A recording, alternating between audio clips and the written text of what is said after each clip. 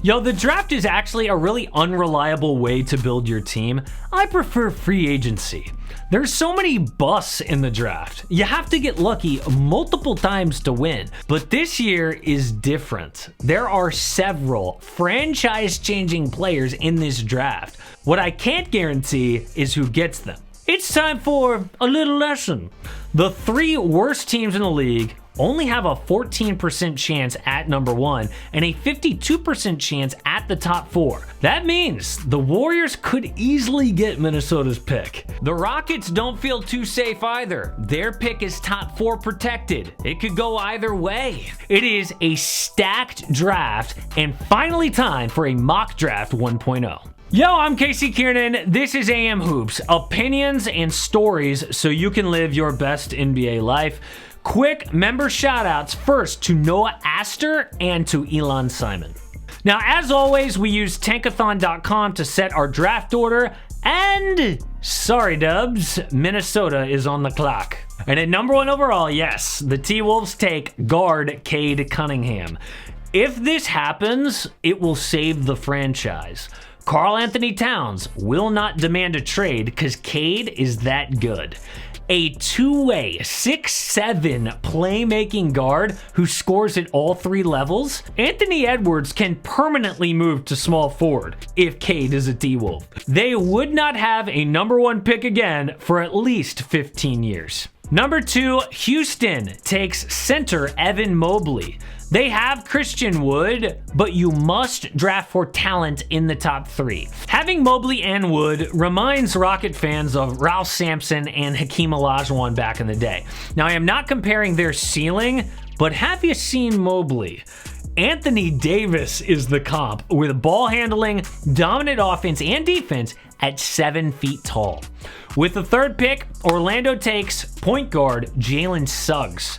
Again, I know they've got Markelle Fultz and Cole Anthony, but Suggs' talent would make them regret it if they passed on him. He shoots the 3, is a great playmaker with defense.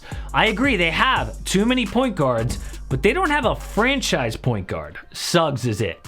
At number 4, Detroit takes guard Jalen Green, the Zach LaVine of this year's draft. A 6'5", 18-year-old who led the G League Ignite in the bubble. The Pistons need all the offense they can get as one of the league's lowest scoring teams.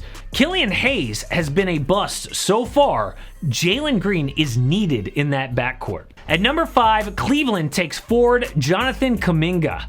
This is a perfect combo of talent and need. Cleveland has their backcourt and part of their frontcourt. Well, Kuminga's comp is Jaylen Brown, an elite athlete who scores at the rim, handles the ball, and contributes on defense. My concern here is the jump shot, but at 18 years old, it's not a huge worry. Dude showed out in the bubble. He is the versatile big that Cleveland needs. At number 6, the Wizards take wing Keon Johnson. Scoring and defense, exactly what the Wizards need. Keon is good on and off the ball on D. When they transition off Bradley Beal too, they're gonna need a go-to scorer. Johnson could be that. He scored 27 points at Kentucky, dropped 20 plus 3 of their last 10 regular season games. Right now he does need a jump shot, but that also could improve because he's just 18 years old.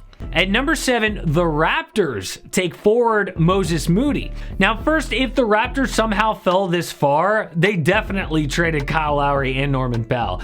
I don't see how this could happen, but it might. Moody is a 3-and-D wing who impacts the game without the ball. I love the fit for Moody because he contributes on offense, which Toronto needs, and he is versatile defending multiple positions. Another option here would be to trade down and take a center. At number 8, New Orleans takes forward Corey Kispert. This would be an amazing addition for NOLA. He is the best shooter in college basketball with all-around defense. Dude is 22 years old, played all 4 years in college, but don't let that fool you. Kispert is a 50-40-90 type player, and that hard-nosed blue-collar mentality is what the Pels need. Yes, he is not a ball handler or super athletic, but Zion Williamson makes up for that. At number 9, the Thunder take forward Scottie Barnes. He is 6'9" with a 7'2" wingspan. He's got to work on offense, but he is an elite defender with playmaking skills. His comps are Draymond Green or Pascal Siakam. OKC needs all the young, versatile talent they can get. By the way, they've got 19 first rounders the next 7 years. I expect OKC to at least try to move up in this draft. With the 10th pick, the Kings take forward Ziaire Williams. The only sure things for the Kings are De'Aaron Fox and Tyrese Halliburton. Williams is good in the front court, but he's fallen down draft boards so far at Stanford. That could mean big potential though.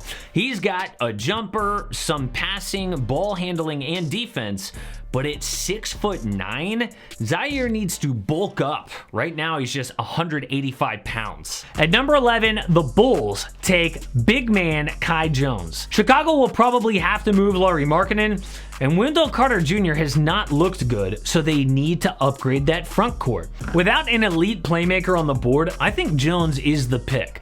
He's almost 7 feet tall, and he can attack off the dribble. His defense does need a little work, but he's already a really good shot blocker. Everyone wants that stretch big who can handle the ball, including Chicago. At number 12, the Pacers take wing James Bouknight, a scary scorer who handles the ball and has a mean streak. The Pacers need an injection of life, and Bouknight's averaged over 20 points since an elbow issue took him out. He dropped 40 in a game against number 9 Creighton. Bouknight also needs to beef up to defend better in the league and become a better shooter, but the talent is exciting. At number 13, the Grizzlies take guard Jaden Springer.